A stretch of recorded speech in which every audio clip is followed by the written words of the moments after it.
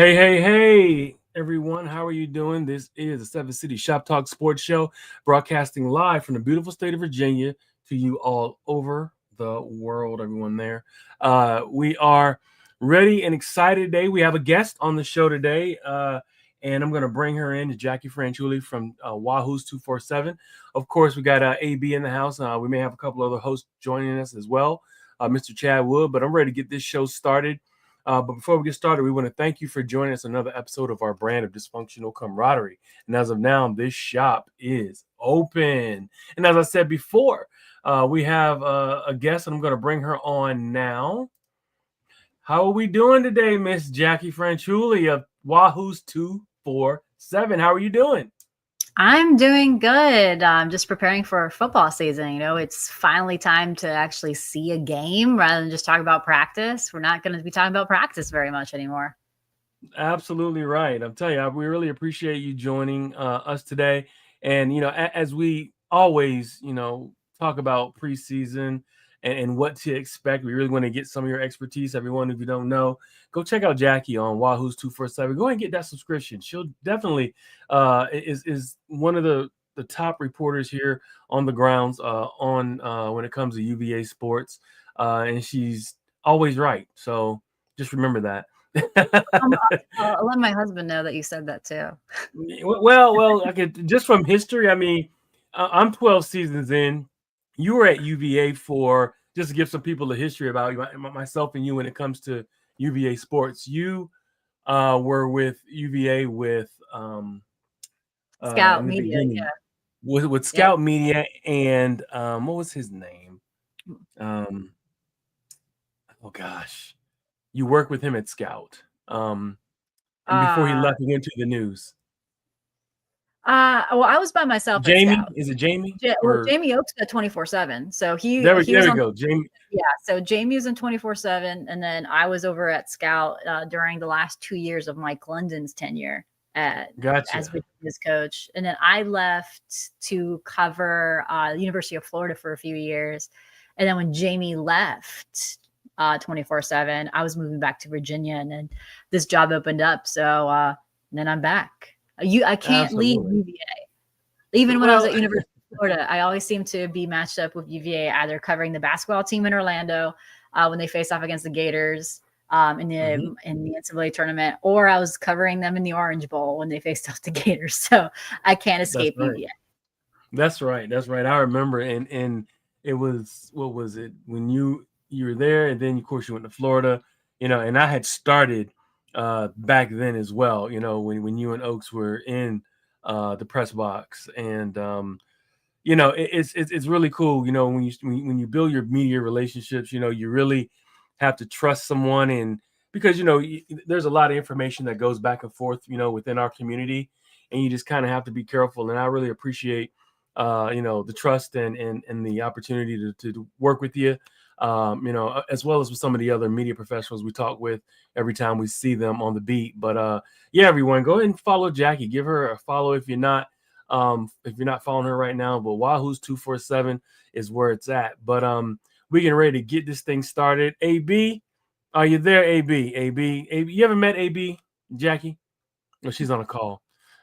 Yeah, Amber Bolin. Yeah, she is also one of the hosts, and she kind of has her ear to the ground as well. She does well with a lot of the players from maybe 10 to 15 years ago. She knows a lot of them and still speaks with them to this day. But there's a lot of things to talk about with this season, and we want to kind of get your expertise of what you feel has been going on. And I'm going to ask just some bullet point questions, for you. But before we get started, did you have anything that you kind of wanted to speak about when it comes to 247?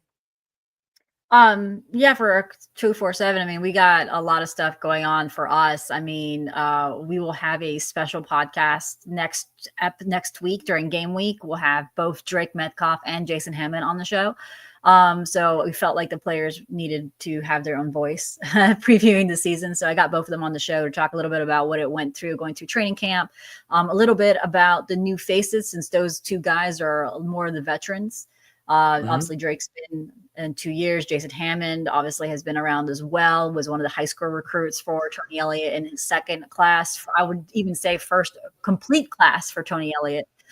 So they're going to give us a lot of in-depth knowledge of what's going on with Virginia. And just like we have a lot of player profiles coming up here as we look forward to the new season. So a lot of stuff happening. I mean, we're just things are just kicking off now. And then I'll obviously be on the road too with the football team. So it'll be a lot of stuff happening while I was 24/7. So, for me, I'm excited as well. And also, hello, Ethan. Thank you for coming in. He's tuning in. He's also one of our hosts as well, Ethan Sowers. Shout out to Skylar. She's a up and right. His daughter. She's an up and coming pageant superstar. But what's going on, Ethan? Thank you for tuning in, brother. But yeah, we're gonna go ahead and kind of get some things started. I want to ask you some questions, Jackie, and we'll start with the off season. Let's go ahead and just kind of start with that because the story came in where and I think you were on the right on top of it in December when UVA decided to go in 2 feet, right? They wanted to jump into this pool of let's pay the players, let's get involved and go against what we usually are, what we have been, when it comes to UVA football and what you think about UVA sports. So kind of give me an idea what you think about this. And we'll, as the season goes on and other sports come up, we're going to have you come on as well. But just this particularly, just talk about football. What did you think of this off season, being that you were on the ground floor? You got your ear to the ground when it comes to recruiting, who's coming into the program, who's leaving. Give me an idea. Tell me what you thought, or what were you thinking, or what your idea was when this off season kicked off and this UVA regime has, or the rules of what UVA usually what they do has changed. I mean, it was the most eventful offseason I think I've ever had. It was definitely nonstop. This was definitely a different environment than even the portal 2 years ago, just because you have a lot more involvement of agents. I mean, as a reporter, last year I talked to a lot of players personally because it was just easier that way. Because of my previous relationship with them. This year, it seems like you basically talk to agents themselves most of the time. So it's very different how you cover this. And as far as Virginia, that was the same thing for them. It was a lot more agent involvement for even between college and player. So they had to really evolve on the spot. And I think that's what I was mostly impressed with UVA when they first started entering the portal and trying to figure things out. In the beginning, they had to shift gears and they did it really quickly, and they still got some of their top recruits. I mean, I remember my first conversation about who they were targeting in the portal, and Chandler Morris and Daniel Kalen were the two names I heard. Daniel Kalen was one of the names that I heard first because he entered the portal, but I had already heard rumblings of Chandler Morris and even wrote about it on Wahoos 24/7 that if Chandler Morris entered the portal, Virginia was going to go after him. So it was something that we were on top of.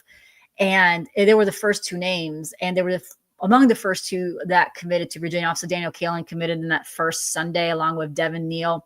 And I think Jason Brevard were the three that committed on that first Sunday. And then Chandler Morris committed, if I remember correctly, it was either Monday or Tuesday. They had that Maryland quarterback visit, Tuesday. And then like a couple hours later, Chandler did. So I think Virginia did a really good job of highlighting who they needed and then kind of pushing on those guys and then evolving and trying to move quicker. I mean, Hunter Osborne was one that they moved really, really quick on.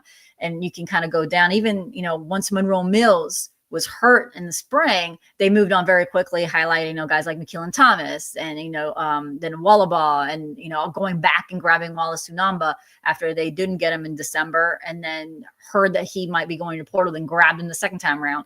So I think that was definitely something that Virginia did very well on adapting and having Tyler Jones and Justin Spiros kind of heading that. At that point, Tyler Jones was already the general manager, the GM of football. I don't know that it wasn't officially out there, but that was his role.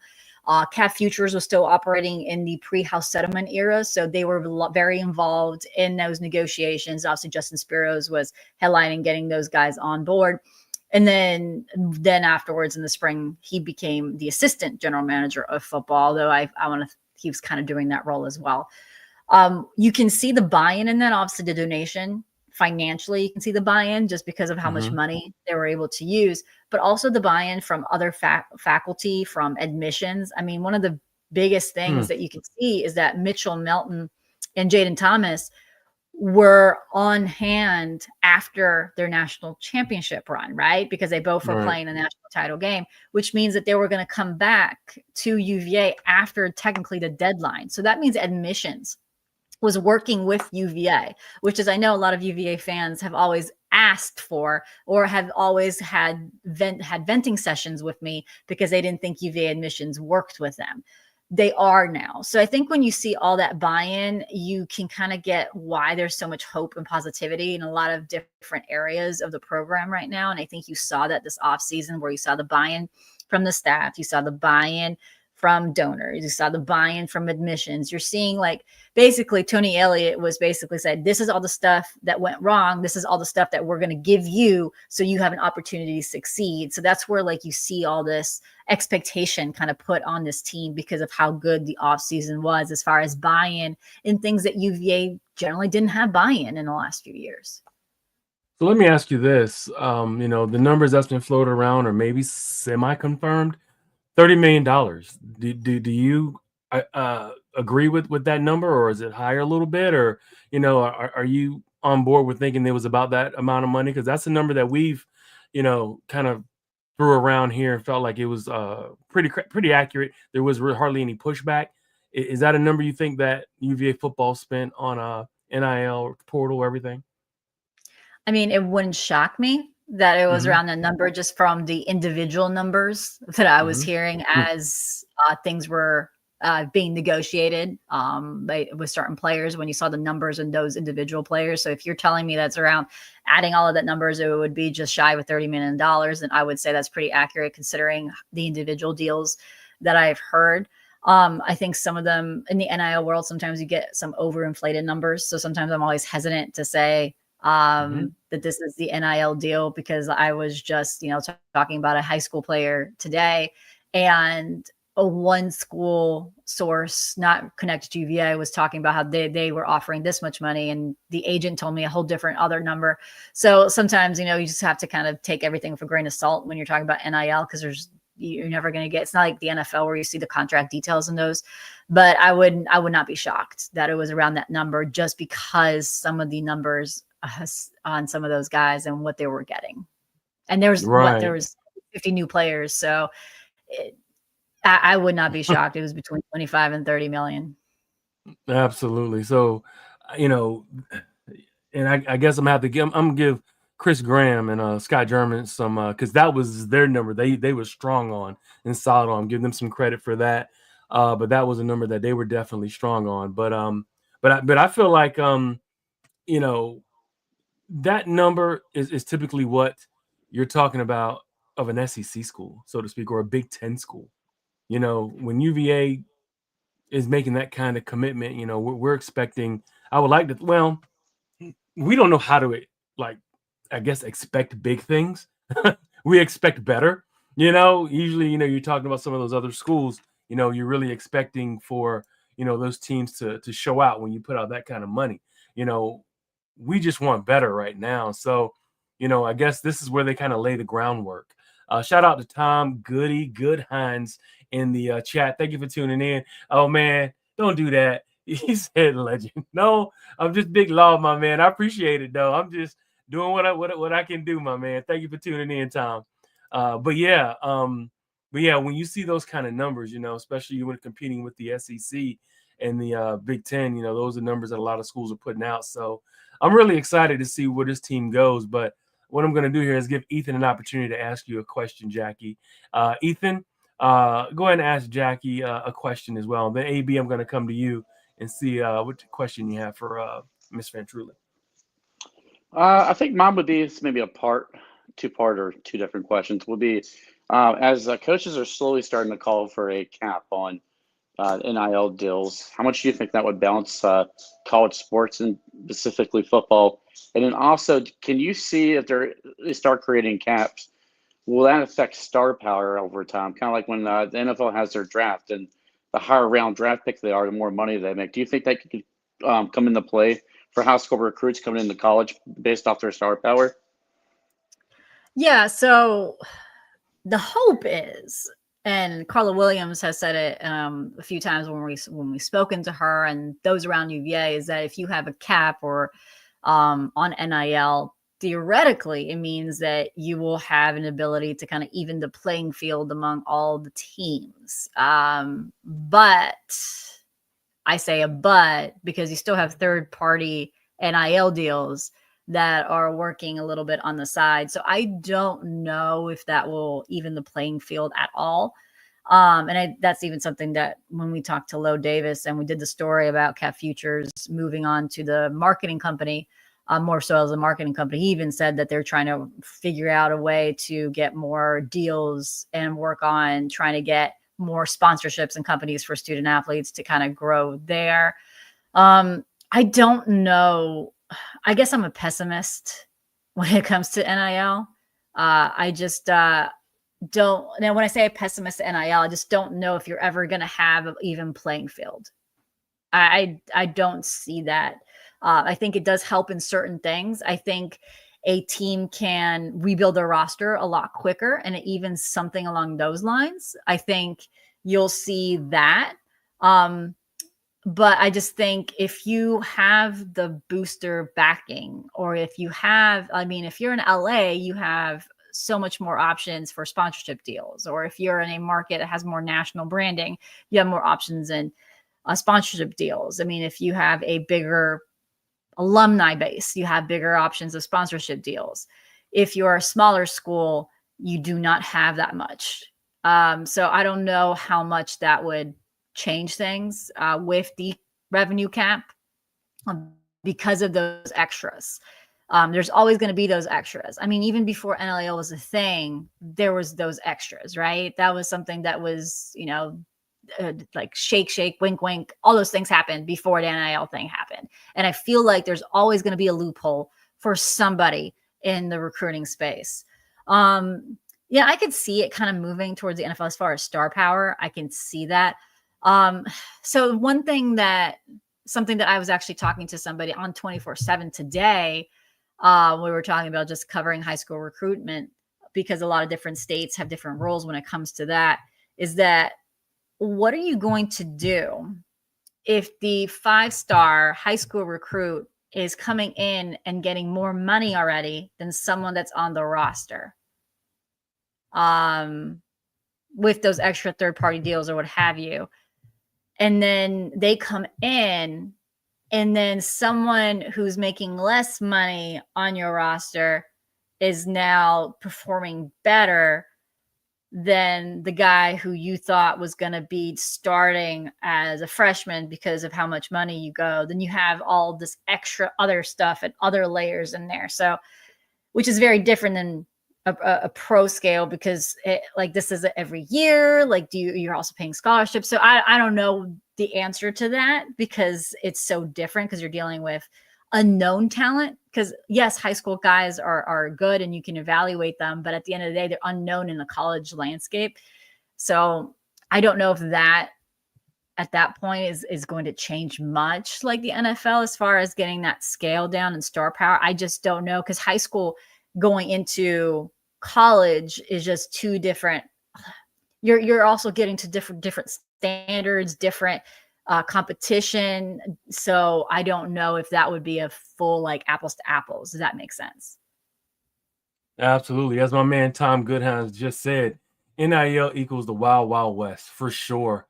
And speaking of, you said competition, Jackie, speaking of that, he's actually working or looking for like high level flag coaches. He's working with the Chinese the Chinese Olympic team, because they're bringing flag football to the Olympics now. So my guy here, Tom, who's a fan, he's a friend. He also runs the grid camps, which works with professional bound college players and helps prepare them for the next level. With the NIL and everything else, that's all kind of tied together. But yeah, this is awesome, man. How I can kind of see how all of this, the money, and some people are upset about it oh, players shouldn't get paid. I don't know. I always felt like, there's so much money going around. I think that I they think should at least, go ahead. I think the issue was the NCAA was putting too much ridiculous rules on things. I mean, I remember when I went to University of Miami, I mean, athletes couldn't do work study. So they couldn't even add that. I mean, at that point, the school couldn't even provide snacks at that point when I went to college. So that was ridiculous. Peanut butter was not even given to players. I mean, I don't understand why a coach couldn't pay a meal to an athlete when I went to college, which was also insane. Mhm. And then I remember the big news was that UCF kicker had to choose from getting a scholarship to kick for UCF or monetize his YouTube channel. I mean, the NCAA just let them, I guess, get too big headed on saying like, no, you're a student athlete, you can't make any money. I mean, like, does it really hurt that he was making money off his YouTube? I mean, I think Right. this is where we were, and it started off with that, and then just turned into a wild, wild west. And yes, you need guardrails. I mean, we all knew this going in, but I mean, it could have all been prevented. I think that's what the problem is. Everything could have been prevented. I mean, you're telling kids that, I mean, they couldn't even sign autographs and get paid for Right. autographs. I mean, Right. it was a lot of rules that did not make sense. And then they're like, well, I'm going to just wipe my hands from it and just kind of not do anything. And then obviously we get what we get now. Now it's hard. You can't put something back in the box. The athletes deserve to get paid for their name, image, and likeness because of the revenue that's going on in football. But you also, now you're using it as a recruiting tool. So which was not the main thing for NIL. So this is where we're at. Absolutely. Let me get AB in here. AB, let me ask Jackie a question, the resident lady of the house here at Seven Cities. Go ahead and ask Jackie a question, if you would. So we're talking about NIL. So one of the biggest things that I had stated in a previous podcast that we had was that if, we're talking about whether to pay them, whether to not pay them, why should we or should we not build the NIL like the NFL contract? So instead of just throwing a bunch of money at a player and you automatically get that money, why, just like you were saying, there's somebody that's coming in that's not getting paid as much. It's playing better than the person that, is getting paid more. So instead of throwing all that money, okay, well, if you reach this stat, you get this amount of money. If you reach this, you get this amount of money. If the team is in the top 3 of the conference, you get this amount of money. Like, that's the way I thought it should be built, just because at this point, there's no promises. Like, they can come here just like the lineman for UVA and get paid $1 million and he's never going to play a snap. So what is your opinion on that, developing the NIL in regards to like a contract like that? I think that's honestly how it's gonna move forward. I think I haven't dived into state laws and what each one does, because the problem right now is high school athletes could also get paid NIL. So when you have that, that's already, like kind of I was saying, kind of the recruiting tool. So how can you prevent that? And then colleges are using that as a recruiting tool and trying to get guys on campuses, on grounds, whatever you call. And I just don't know if it's ever going to stop now. I think the contracts will certainly help once they get onto campus. I just don't know how you're going to stop the recruiting aspect of it, how using it as a get him on campus. And then once you get them on campus, you got to figure out a way to keep them happy. I think the main thing for UVA, for instance, the main thing for them, NIL is going to be used for retention. So that's where those contracts come in, because you're going to use those contracts for retention. If you're the starter, you're going to get paid this amount of money. If you're a guy who's contributing more, you can use the contract for them. My thing is, I don't know how those contracts are going to help as far as recruiting, like going into the portal. Because when you go to the portal, if you have a guy, I mean, you don't know what you're getting in the portal. So I don't know how those contracts, how you can write those contracts. Maybe with the injuries, sure, you can do that. But then you're also going like, so what if you don't play, we're not paying you? And then you're going to get that reputation there as a team that won't pay if you're hurt. So it's a hard balance, again, because you are still on the premise that these are student athletes getting a degree too. If you're still on the we're trying to have student athletes. You're trying to raise good men. So if you're like Tony Elliott, that is the model program that he wants to do, you also have that aspect where you don't want to go against what you want to do in that way too.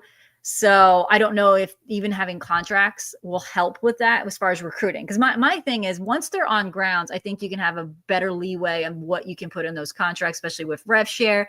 You have a certain amount that you get rev share. And then you're kind of going into the whole third party NIL. And that's kind of, I think that's just the market will kind of correct itself once it comes to guys that are already on the team.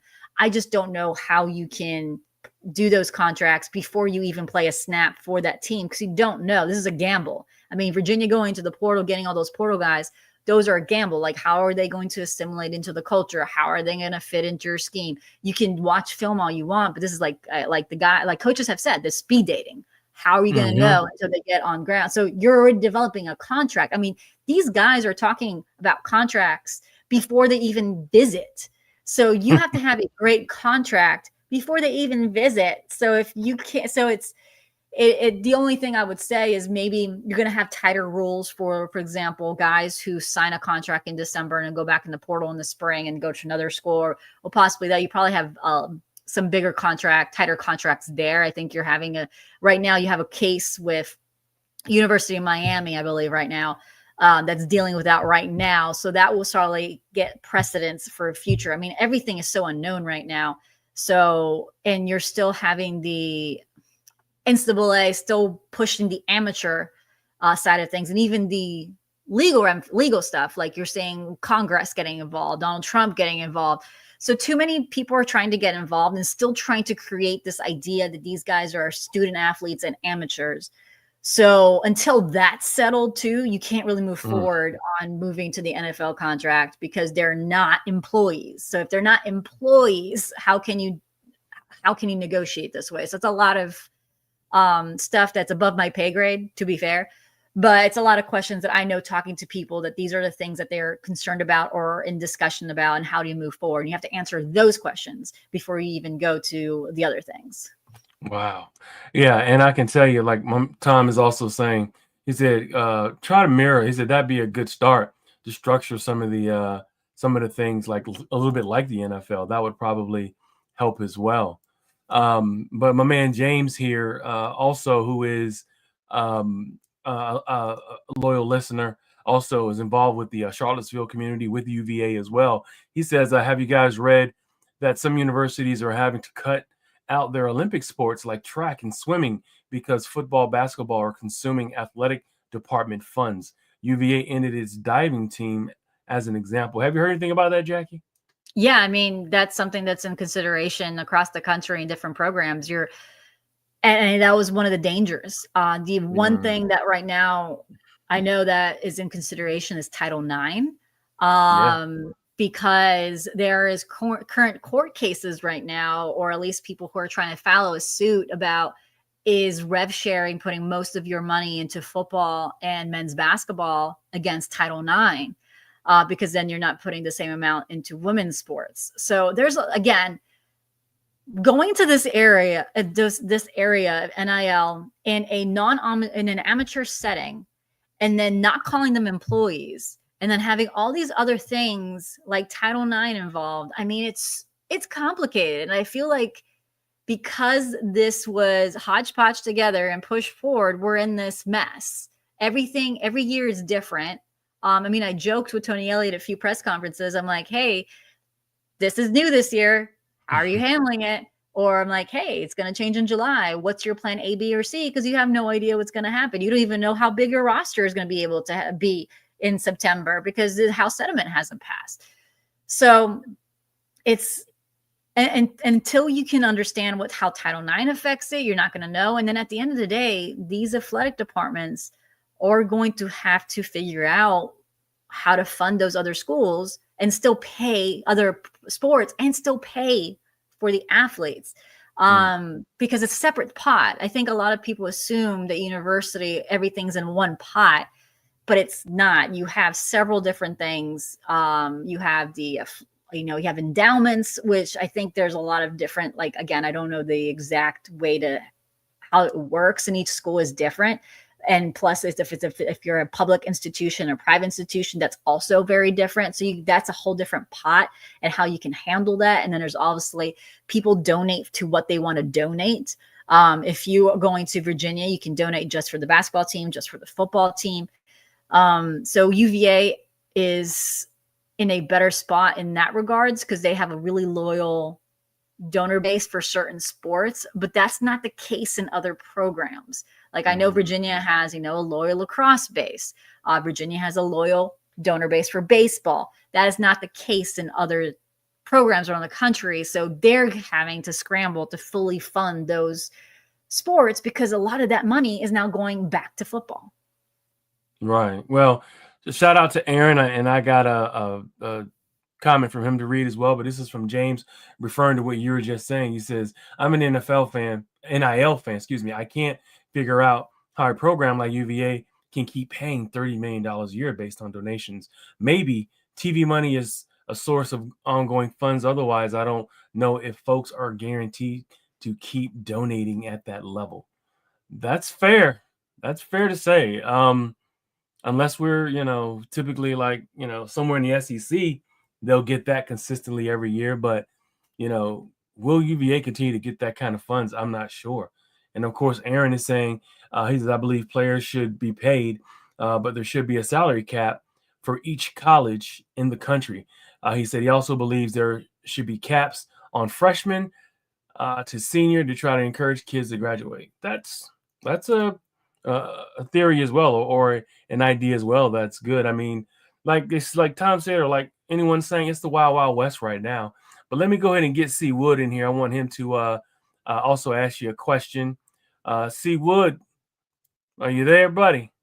There you go. Steve, I'm here. Okay, Wood. Yeah, let's go and get a question for you for Jackie. Hey, Jackie, thanks for joining.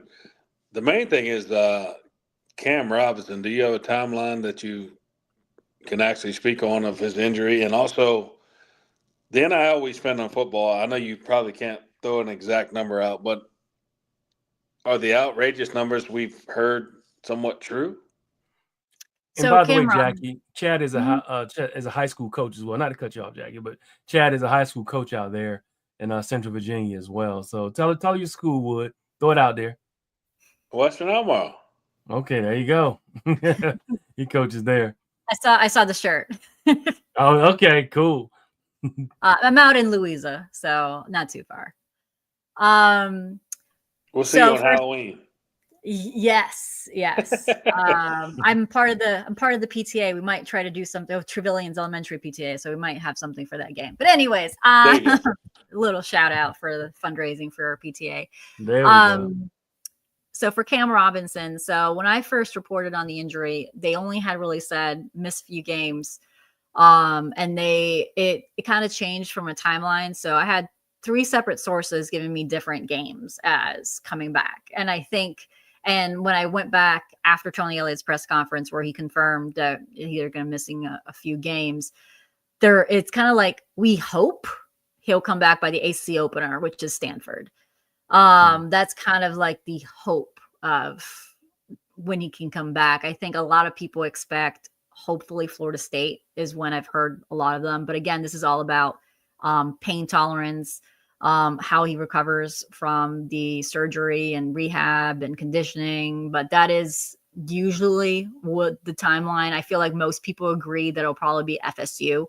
Again, this is not 100%. This is just talking to people. And that's been the one game that I've heard several times. I mean, again, I've heard ACC opener.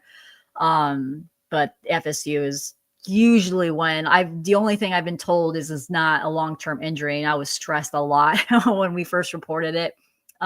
Because obviously they've had a lot of bad news with McKeelan Thomas and Jamarick Morris, Dre Walker, Jam Jackson. They've had so many bad news. So they wanted me to make sure that I was like, it's not long-term. This is not season ending. This is not even going in towards the end of October here. We expect it. So hopefully by the end of September, which is when the Florida State game.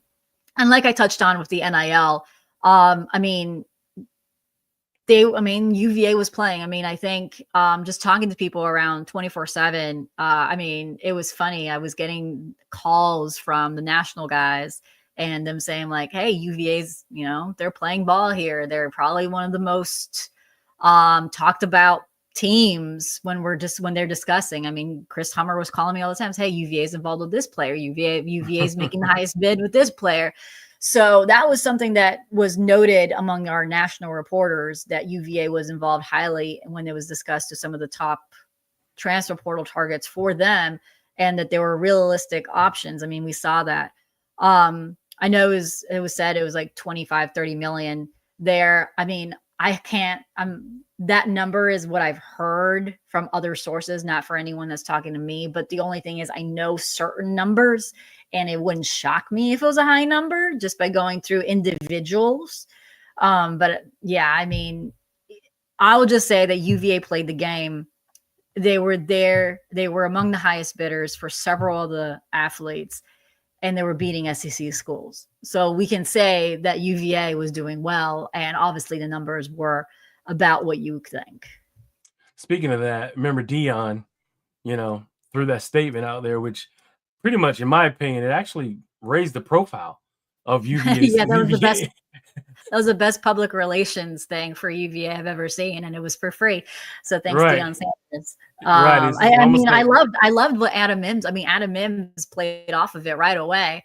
I think other coaches followed suit, but Adam Mims, he saw that and he was like, "I'm going to jump on this." Keith Gaither, Kevin Downing, all of them went on social media for a program that wasn't very involved with social media. They did a couple things here and there. I like how everyone came together and built on that Deion Sanders speech. That was perfect. That was probably the best PR that UVA has done in the last few years, was building off of that, because I know 24/7 did maybe like 4 different articles on that, because they did the Deion Sanders clip. They had me do an interview with them about the interest in Gustav that ultimately didn't come into UVA due to some admissions issues. So obviously, I had that interview. Then we had his recruits. So I think it was like 4 or 5 stories in a span of 24 hours that I was on the national desk of both 24/7 side and our partner CBS Sports. So I mean, I think that was great for UVA. Yeah, it was something that I think it was good press. Like, what is it? Jerry Jones would say, all press is good press. That was definitely an opportunity where no matter what came out of that situation, it was good for the football program. I think it turned some heads and made players who were not thinking of UVA at that time be like, wait a minute, how much are they throwing out? How much are they paying people nowadays? Maybe we should consider UVA, because if they're giving that kind of money out, or, money that is going to get Deion Sanders' attention, maybe someone else should, maybe some of us should listen to what UVA or go around and see what the Wahoos are offering. Let me go ahead and get one of my other hosts in here, Ed, our resident writer. He's our writer here. Go ahead and ask Jackie a question as well, man.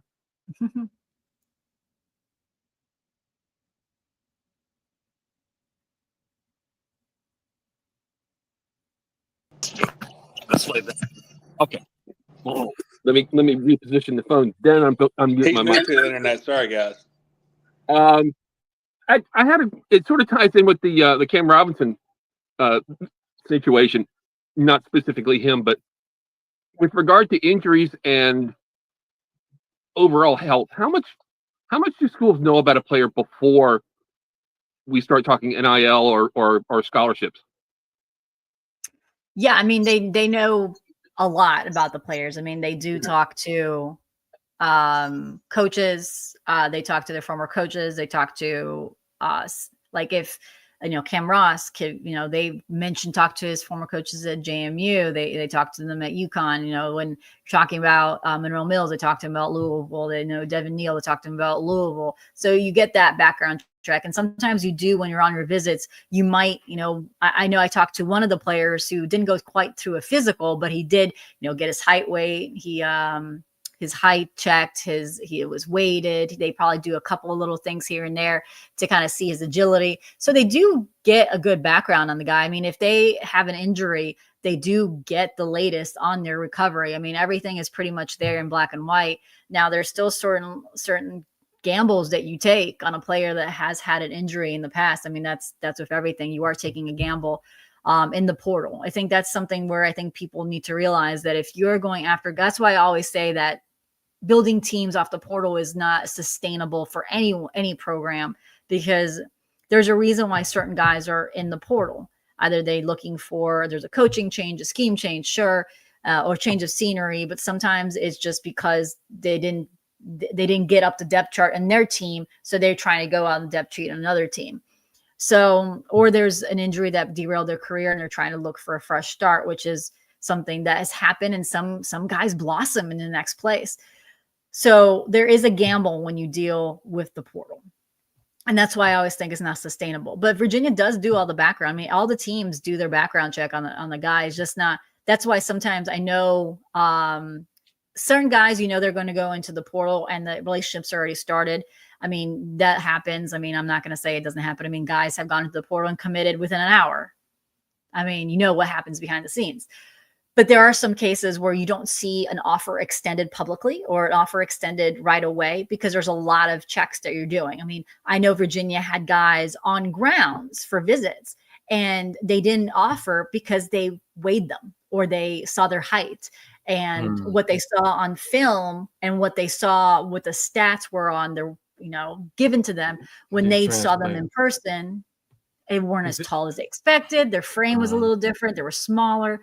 So they do their due diligence in that way too. That's why Virginia most of the time want to see the player in person. That's why that was one thing they had to evolve in December, because the coaches were not allowed on the road this winter. Not like previous year where the coaches were allowed to see these guys in person. I remember talking to DeAndre Green, because the first day he entered the portal, Tony Elliott was in North Carolina eating, I think at Popeyes, I think he told me, of fried chicken with Tony Elliott. And that's when they met him in person. But that was not the case in December. So they needed to bring these guys on campus so they can see them in person. And sometimes they got, they're like, thank you for your time. We're going to move away from you. And, I can't, right now it's too many names. I know I reported some of those on Wahoos 24/7 when they happens, like, hey, he's visiting. Hey, you know what? They're moving away from him. They're going off a different direction. That happened a few times with some of those guys who visited in the winter, especially some of those DBs. You saw them visiting and then suddenly you didn't hear much from them. Some guys went some other direction. Sometimes Virginia went to a different direction. So they do their due diligence when it comes to that. And I know a lot of focus has been on the injuries for Virginia. I think Virginia fans have nightmares when it comes to injuries, especially after the last few years. And I think they're scarred for it. But I think Virginia this year has enough depth to deal with these injuries. I think that's the one thing that I've pointed out a few times, that they actually, the last few years prior to this year, when you have the first guy out, the second is a drop off and the third is a huge drop off. I mean, I remember them playing at Maryland. They had so many freshmen in the defensive side of the ball play, and most of those guys needed that freshman year for development purposes. But because they didn't have depth on the second or third, they were forced to play. So this year, I think, yes, there's injuries. I mean, that was very unfortunate that your right tackle that you recruited out of the winter got hurt. And then the one that you wanted to replace also got hurt. And then in the corner, you had two of your guys got hurt, one in the middle of spring practice, one afterwards, but you still have other options now. Obviously corner, the question is still there. There were a couple guys that were coming back from injuries from the portal and some guys that had hamstring issues. So you were kind of coming from behind there. So you don't really know what they have at corner, but there's bodies with experience. So you are still one step ahead of what they were last year and the year before. And also I know a lot of people are going to tell me that it's just a kitchen in the nutrition space for Virginia, but that does make a huge difference in how your body recovers from an injury. That's why I've been kind of focused on that. I did that behind the scenes story in May. And then like a lot of players have talked about that, including Xavier Brown, saying that having that space there, we're having 3 personal chefs go in there and create your plan with the nutrition staff right over your shoulder, telling you have more carbs, have more protein. This is what you need before your practice. This is what you need for recovery. This is, you're injured. This is the supplements you need to take for your injury. You're just dealing with concussion. So you have to have this omega-3 supplement with it. Make sure you have your vitamin D, have some collagen. Those things help out as well. And also making sure your body is hydrated enough with the machine that checks your hydration. All those things together is what was missing for Virginia just a few years ago. I mean, this kitchen only started in this spring, and it only officially was fully like staffed, because that was kind of a trial period for the spring. But with the donation debt in December, now they're fully in there, so they're ready to go for the season. But that only really started in the spring. The other schools have had this for years, Right. but Virginia only started now, and that helps recovery. And I think that's a part of the piece that I think fans sometimes dismiss. But when you don't have the basic thing, like you can do weights all you want, but if your body doesn't have fuel, like my son's type 1 diabetic, I see like every day how his blood sugar is affected by simple foods. I mean, I know that if he's had pizza and it's got 23 grams of carbs, I can't dose his insulin for 23 grams of carbs right off the bat. I got to do 60% right before he starts the meal, and I got to do 20% as he finishes, but then I got to do the rest of that 2 hours later, because that's when the fat and protein hit and the rest of the carbs hit. I mean, you see that. So that's what nutritionists will tell you by seeing that, and then saying like, hey, your body's going to process this way. So how about you eat this before your practice, so that your complex carb can keep you going for the either practice or the game. And that's the sort of thing having your own kitchen will help you, because then you can actually see these guys eating, rather than saying like, all right, well, technically Chipotle has protein and carbs, so I'm just going to have that. Maybe I'll have double rice this time. And then you just, so those are the things that help. So you're thinking long-term, the injuries will get better. So that's a long-winded answer about injuries. I know I read my message boards. I know the injury question is always being asked. So kind of like going a little further on that, just saying that UVA does their due diligence, and they're trying to improve their injuries and preventing them. Well, I can tell you at Cox High School and at 757 Sports Academy, we had parents, we had kids that were college bound. And quite a few of them went to Virginia right out of the academy I was at. So, we would have to tell the parents, as we're working these young men out, getting them ready for the next level, and just get the parents to understand that. One of the statements I made is, you can't put 87 in a Ferrari, man. I said, you gotta feed, you gotta put the proper nutrition. I said, you have a Ferrari now. I said, your son, is on the fast track, and I said he is on his way to the next level. I said, we can't give him McDonald's, or we can't just feed him, something fast on the way home. I said he has to eat. He has to have premium fuel in his body, because he is a premium machine at this point.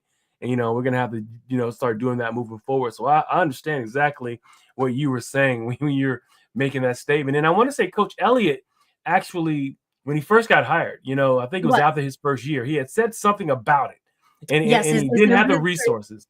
Yes, It was his introductory press conference. He was asked about what he talked about Carla Williams during that time period, and then also because the new facilities was about to start being built. Right. And during those conversations with Carla Williams, and just during that hiring process, he was asked if he can get involved with the facilities, and one of the first things he did was change some of the aspects of nutrition. And that was what he wanted to do. So, I mean, he's been hyping this up, talking about it since his arrival, because UVA was behind the ball when it came to nutrition. You can have nutritionists on staff, but if you don't have the facilities for them, I mean, they weren't even in the same office. Now they're right next to strength and conditioning. That was step one. Now that they can have meetings, now you can have those chefs. I mean, one of the things when I was covering University of Florida, was their nutrition staff also had some things where they helped them learn how to cook, and also be introduced to new foods. Because as you know, when I did the behind the scenes stories, they were having a quiche, a part of their lunch, and a lot of players never had quiche. Right. So, and that's a good combination of good protein in there. So, and some carbs, obviously, with the pastry part. But see, those are the sort of things that they can do, is introduce these guys to new foods as well that they might not be familiar with, and also help them to have that balanced meal. So yeah, Tony Elliott, this has been his, I don't want to call it his baby, but it's his passion. It's been his passion project.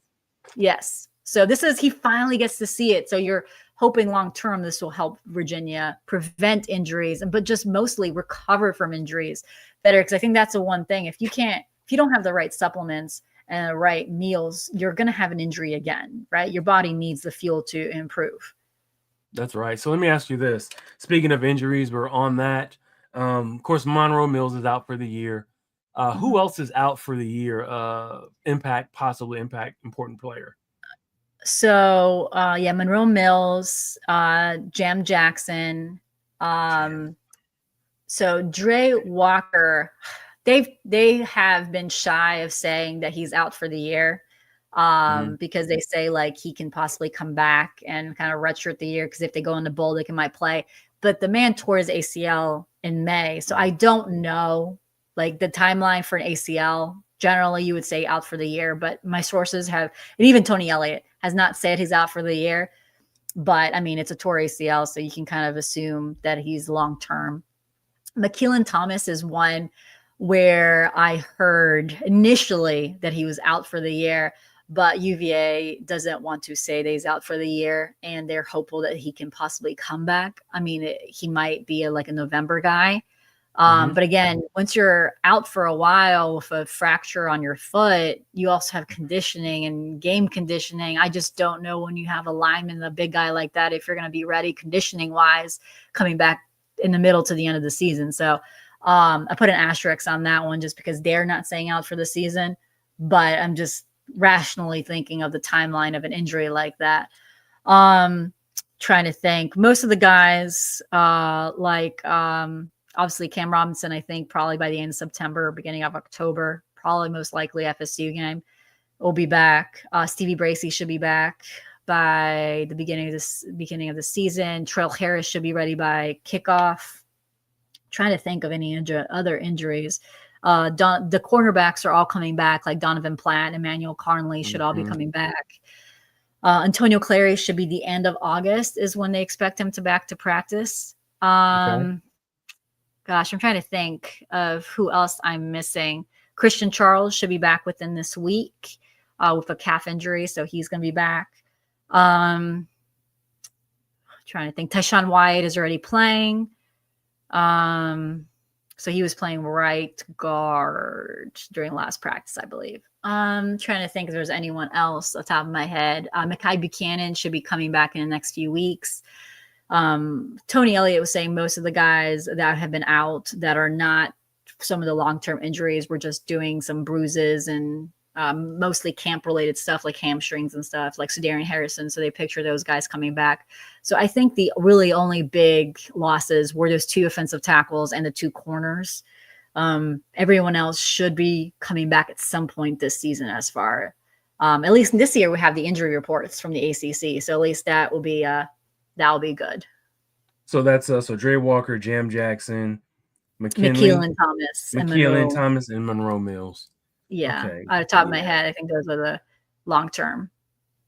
Okay, all right. Well, appreciate that. I mean, that's so important. Of course, depth is something that UVA has always has 10 to 15 years. I've always struggled with depth. Trying to deal with a lot of these teams that have been able to put together a 2-deep roster, and haven't been able to really compete. Starters, can compete somewhat, but then once the backups come in, it's just not happening. But got a couple other questions for you before we let you get out of here, Jackie, if it's okay.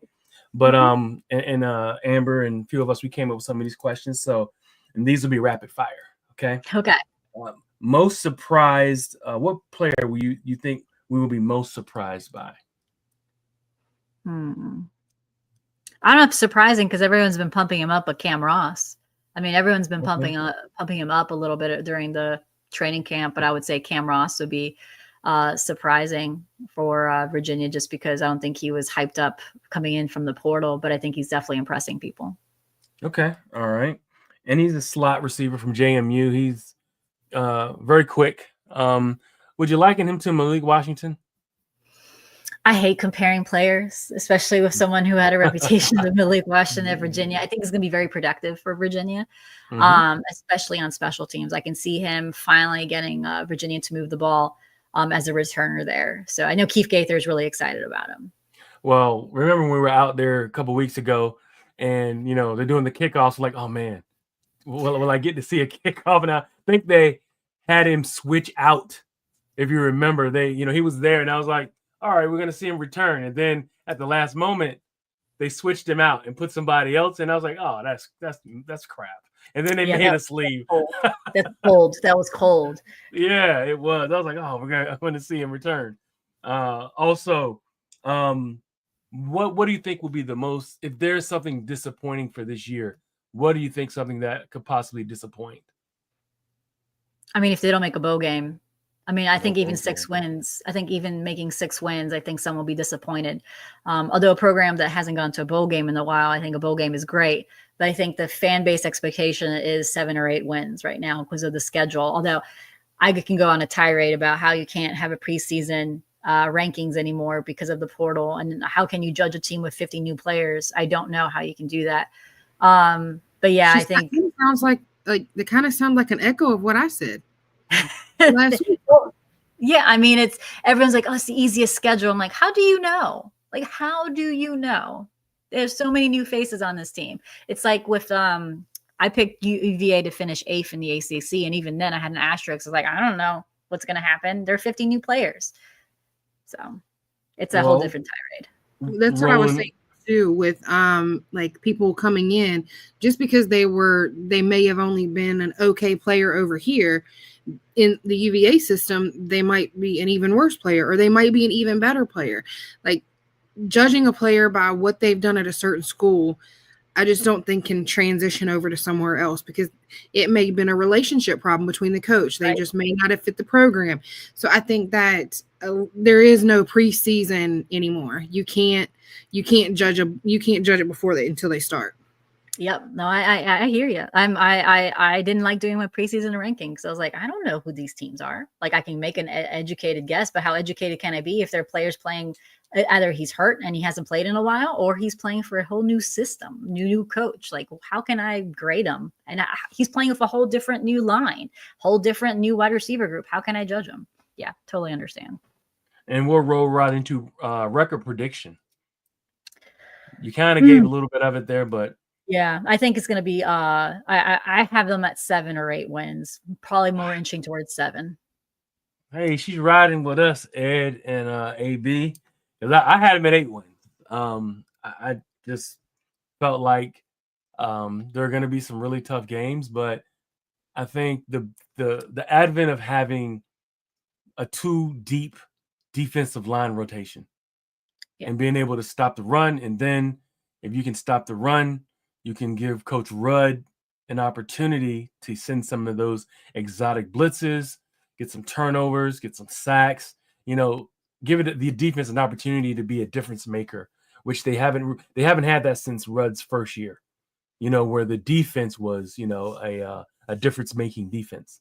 And I think having the opportunity to have that, those guys up the middle, because they have finally a 2 deep rotation, they'll be able to hopefully stop the run and make it tougher on some of these offenses to get easy yards up the middle. So that's what I was thinking. What were you going to say, Jackie? Elliot said that they're ready for 10 defensive linemen as part of their rotation. So 5 inside and 5 outside. Wow, exactly. That's exactly what I was thinking about as well. And it took them a while to get there. It took some money, but they got them, breakout player on offense. Easy answer is Cam Ross. I think I'm going to go with Dakota Tweedy. I think this could be a year for him at tight end. Really that's AB's guy, Dakota.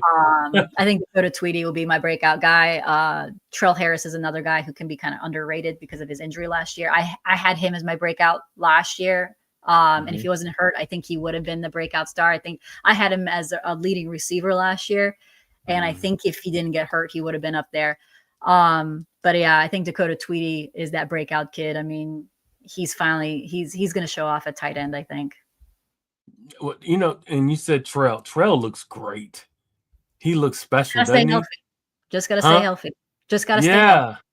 Absolutely. I mean, he can run the whole route tree. He looks great. When I just watched him out there, I said, man, he's and you don't want to really put that on anybody yet. Put the next Virginia receiver to go to the next level and make some waves. But I'm looking at him. I'm like, man, I said, this kid, because all intents and purposes, he was the deep threat before he got hurt. When you had Malachi, running all the short stuff. But, and of course, Malachi got down the field some too. But Terrell Harris was really, they were game planning to not let Terrell beat him deep last year before he got hurt. I mean, the offense changed completely after he was hurt.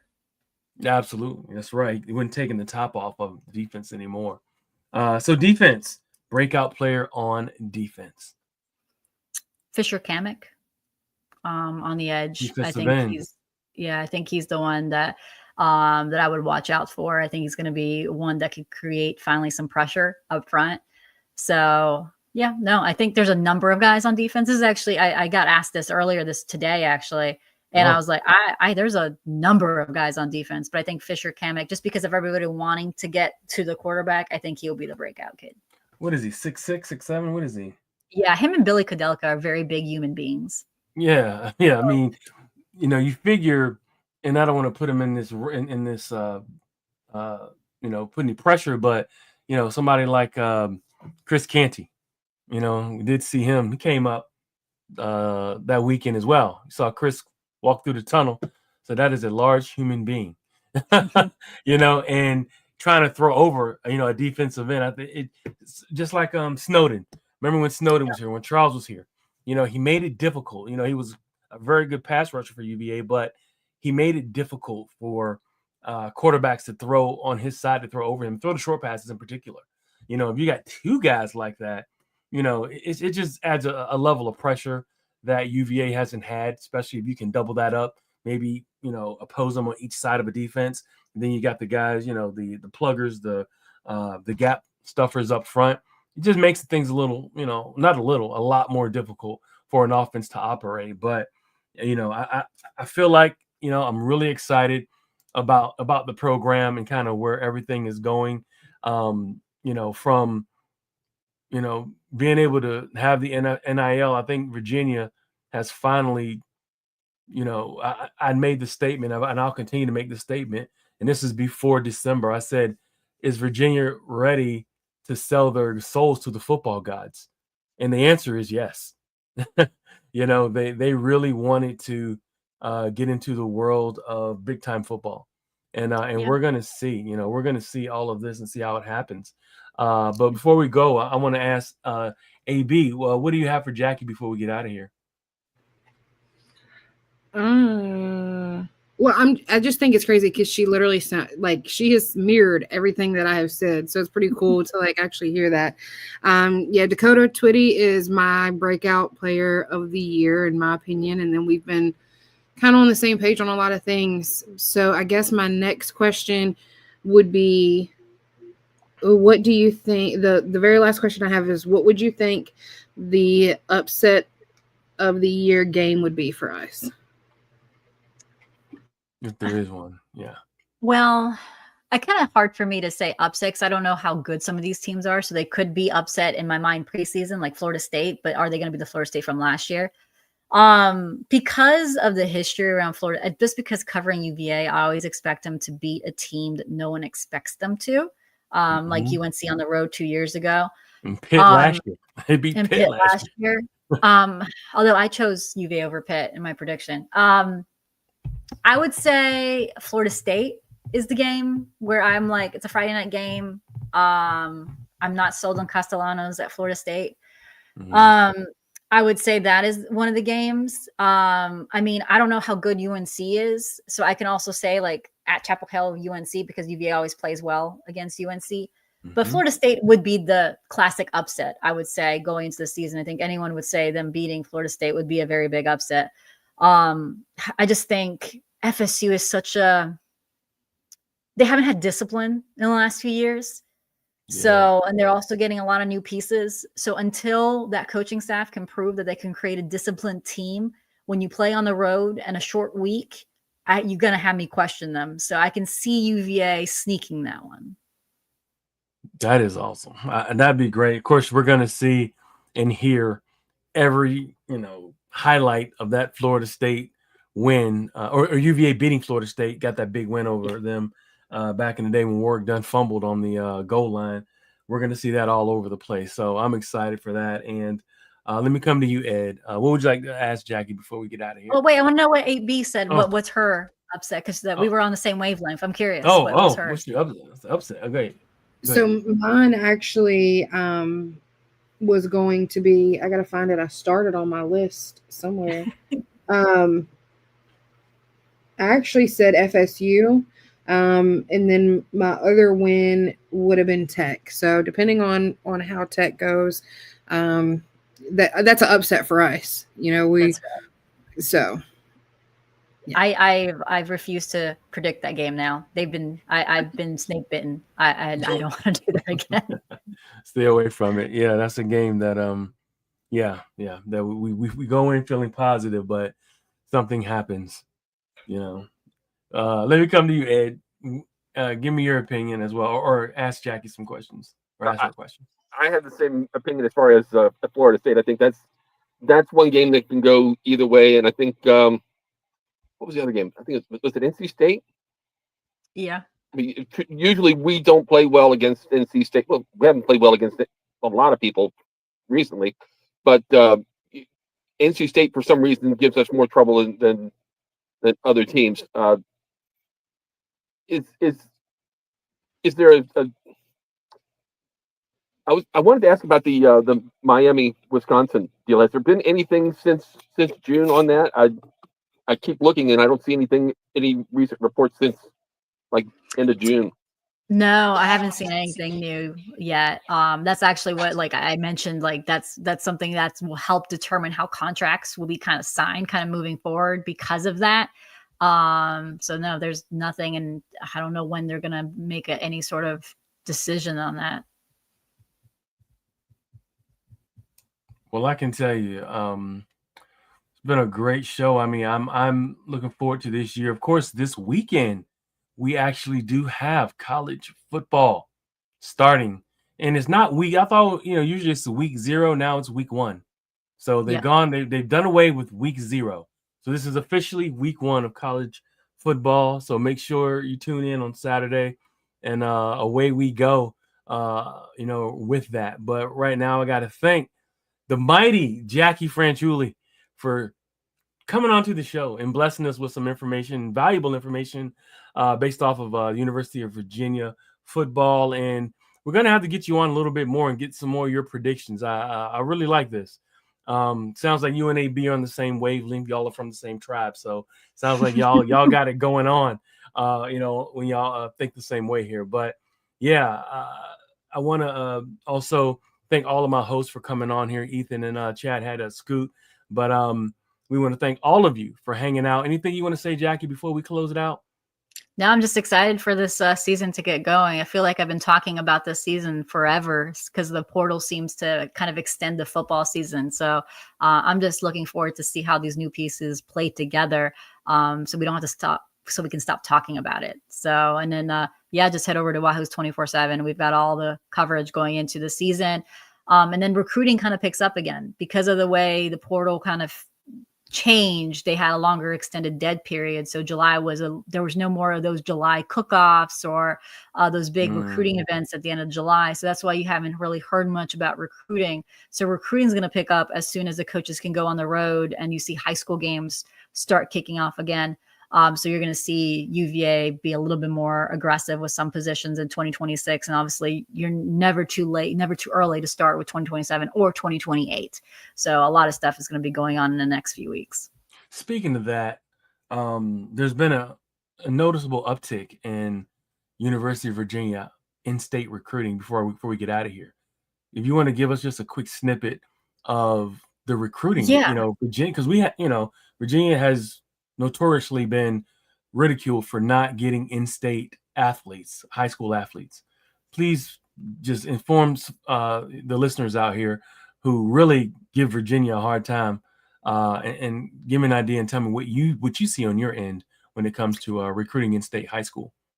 Yeah, sure. So in the summer, they picked up 2 big in-state recruits in the matter of weeks in July, 2 teammates, wide receiver Damari Carter and defensive lineman Deshaun Bull Richardson. So both from Bryna High School. Virginia is doing much better in state. I would say much better in certain areas of the state more than others. you can definitely see an uptick in those in the Richmond area. The 804, Virginia has done a very good job. That is a shout out to both Keith Gaither and Kevin Downing, who are both of the assistants that kind of handle that area. They both have done a great job of establishing relationships with those coaches and players. They visit those schools quite often during the evaluation period of those contact periods. They do a really good job of showing up to all those high schools. And the coaches will tell you they've done a much better job of cementing those relationships. So when you have, for example, kids like, for example, Isaiah Robinson, Adam Mims was his recruiting guy as well, but he was Kevin Downing who kind of led the recruitment because that was his area. And then Adam Mims took over.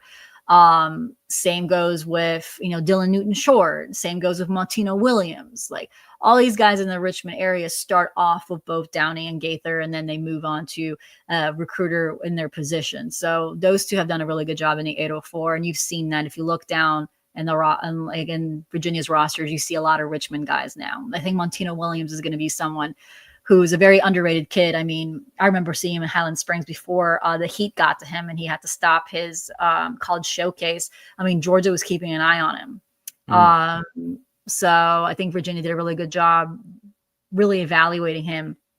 So I think Virginia's doing much better. I think they can still do a little bit better in certain areas of the state where they don't have such a presence still.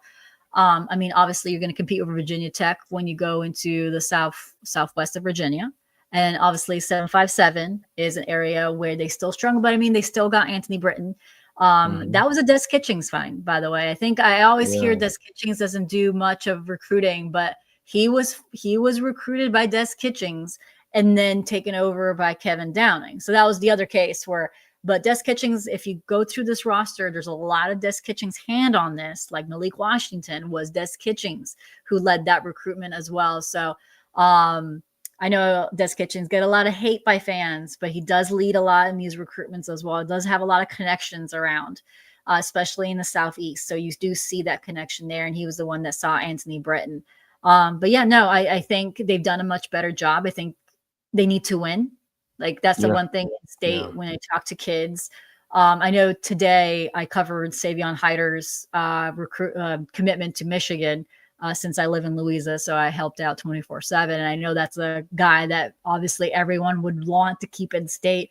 But in order for a guy of that caliber to stay in state, you need to win. So I think that's the next step. In order for you to keep kids in the state of that caliber, you need to show that you're developing your players. So them having Dakota Tweedy break out this year would be huge for them because they can say, hey, this is a guy we recruited as a high schooler and we developed. Having Xavier Brown having a really good season is also really big. So any high school player that they recruited and develop will help so that they can see that it doesn't have to be from the portal to develop. I think those are the things that I hear from high school coaches and high school athletes when I talk to them is how are they developing those athletes and are they going to turn the corner and win? So once they do that, I think they're going to be much better in state. But I mean, they've been doing much better in state than they were previously. I mean, I remember Broncos class was Xavier Brown, Dakota Tweedy. That was the first class I covered back on the beat. And that was the last Broncos class. I don't remember many Virginia players in that class. Most of them were out of state. So I think, Aaron Mosser just said they pick up Josiah Persinger from the Southwest. And that was a kid that was 3 stars when UVA recruited him, ended up being their top rated recruit. And that was 4 stars. And I could see him actually contributing as a freshman. But I think they also need to do a little bit more in the Southwest. And I think they've started doing a little bit more. I think they even had a couple of those Southwest guys coming into their camps. But yeah, I just think once you have shown that you can develop talent, that'll change the game a little bit. And just by talking to people in like just, seeing the kids that are top players, that's the main question. We also think of a guy like Cam Robinson as well, homegrown, Right. healthy. And he actually has, my opinion, next level talent, like right off the bat. If he's healthy, I think he's a weak side linebacker all day. Great ball skills, played tight end, kind of wide receiver, in high school, developed. Now he's a linebacker, great hands. The kid could, be a really good, I think, as he continues to develop, like a weak side guy playing on the next level. But as always, Jackie, we can go on all night. But we got to thank you for hanging out and just blessing us with all this information and coming on to the show. And like I said, maybe in a few weeks after we get a game or so under our belts, we got to get you back on and see what we got. Maybe after the NC State game, because that'll tell a lot, I think, Yes. of what this team is about. And I plan on going down. Are you going down to? I will be in Raleigh. Okay, I'll be down around. Hopefully, did you get your approval? I didn't get my approval yet. You get your approval? I haven't seen. I have anything come not. through. Usually they take a couple of days, but yeah, I've already submitted my credential. Yeah, submitted too. I didn't see anything, but maybe after the NC State game we'll get you back on. But thank all of you viewers and listeners for coming and hanging out with us today.